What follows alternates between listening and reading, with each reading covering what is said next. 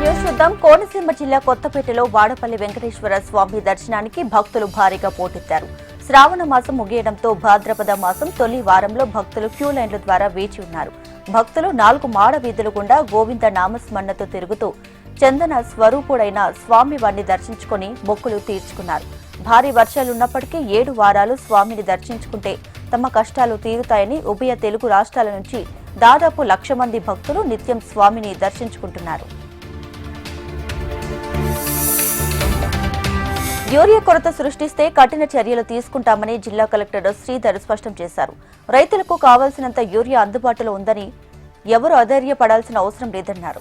యూరియాను MRP ధరకే విక్రయించాలని, ఎవరైనా కృత్రిమ కొరత సృష్టించి బ్లాక్ మార్కెట్లో అమ్మాలని ప్రయత్నిస్తే క్రిమినల్ కేసులు నమోదు చేస్తామని హెచ్చరించారు. యూరియా కొరత ఎక్కడైనా వస్తే కంట్రోల్ రూమ్ నెంబర్లకు కాల్ చేయాలని ఆయన పేర్కొన్నారు.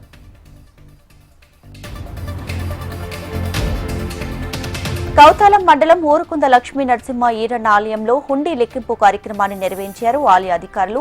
కార్యక్రమంలో హుండీ పర్యవేక్షణ అధికారి, అసిస్టెంట్ కమిషనర్, కర్నూలు దేవస్థాన పర్యవేక్షకులు, అర్చకులు, ఇతర సిబ్బంది పాల్గొన్నారు.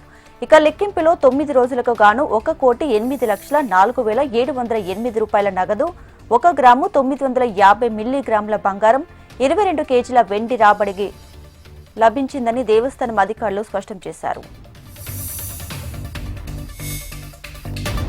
రైతులకు అవసరమైన ఎరువులు, విత్తనాలు జిల్లాలో సమృద్ధిగా అందుబాటులో ఉన్నాయని జిల్లా కలెక్టర్ స్వప్నిల్ వివరించారు. ఖరీఫ్ సీజన్లో వరి, ఇతర పంటలు కలిపి దాదాపు 3,73,000 ఎకరాల్లో పంట సాగు చేస్తున్నారని చెప్పారు. ఇందుకు గాను 17,000 మెట్రిక్ టన్నుల యూరియా అవసరం ఉంటుందని అంచనా వేశారు.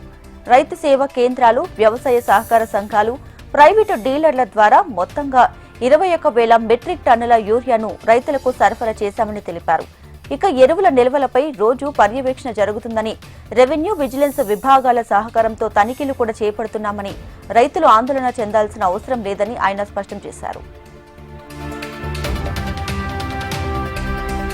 తిరుపతిలో చివరి శ్రావణ శుక్రవారం సందర్భంగా ఆడపడుచులకు, మహిళలకు పసుపు, కుంకుమ, చీరలు పంపిణీ చేశారు జనసేన నేత కిరణ్.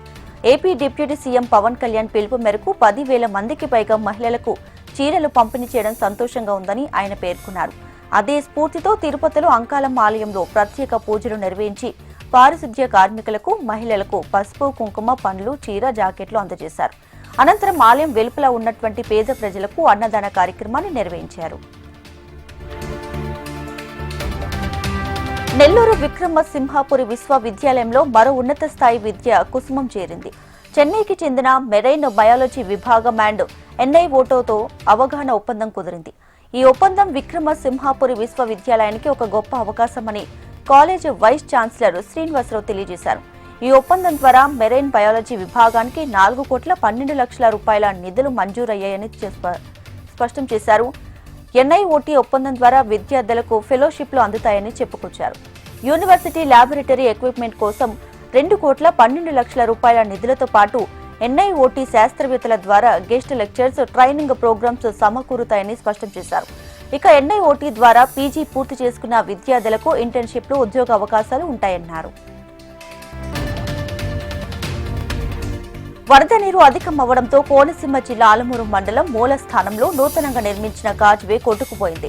వరద నీటి తాకిడికి మక్కలు ముక్కలుగా విడిపోయి తూరాలన్నీ కొట్టుకుపోయాయి. కాజ్వే అవతల ఉన్నటువంటి రావులపాలెం మండలం తోకలంక జల దిగ్బంధంలో ఉంది.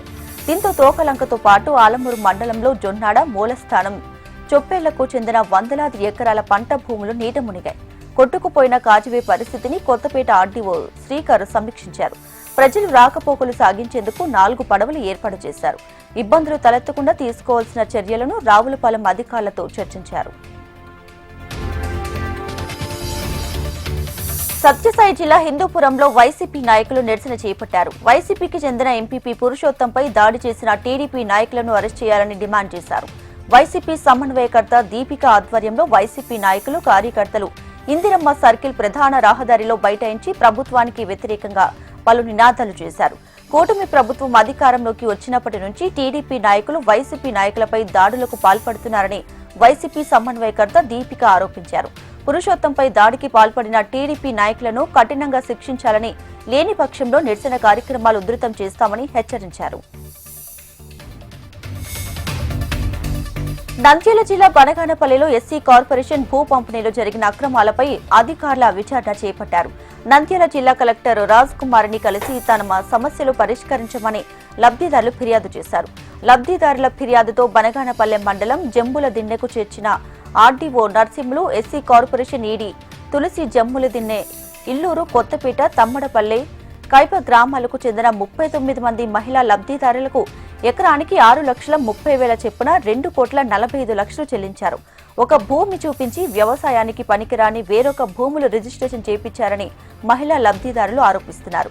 ఇక భూ పంపిణీలో జరిగిన అక్రమాలపై క్షేత్రస్థాయిలో సంయుక్త విచారణ చేపట్టి నంద్యాల జిల్లా కలెక్టర్కు ప్రభుత్వానికి తెలియజేస్తామని ఆర్డీఓ నర్సింహులు స్పష్టం చేశారు. శ్రీకాళహస్తిలో నెలకొన్న రెవెన్యూ సమస్యలను పరిష్కరించడానికి ఎమ్మెల్యే సుధీర్ ప్రత్యేక చొరవ చూపుతున్నారు.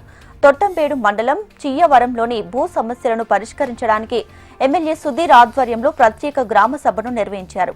గ్రామ సభ కార్యక్రమంలో జిల్లా జాయింట్ కలెక్టర్ బన్సిలాల్, జిల్లా ఏడీ అరుణ్ పాల్గొని రైతుల సమస్యలను అడిగి తెలుసుకున్నారు. గ్రామంలో ఒకరి పేరుపై ఉన్న రైతుల భూములు మరొకరి పేరుకి మారిపోయాయని అర్జీలు సమర్పించారు. గత పాలకుల తప్పులు రైతులకు శాపంగా మారిందని, సమస్యలన్నిటిని కూడా పరిష్కరించే విధంగా జిల్లా అధికారుల సహకారంతో కృషి చేస్తున్నామని ఎమ్మెల్యే సుధీర్ పేర్కొన్నారు. 45 రోజుల్లో గ్రామంలో నెలకొన్న భూ సమస్యలను, రెవెన్యూ సమస్యలను పరిష్కరిస్తామని ఆయన హామీ ఇచ్చారు.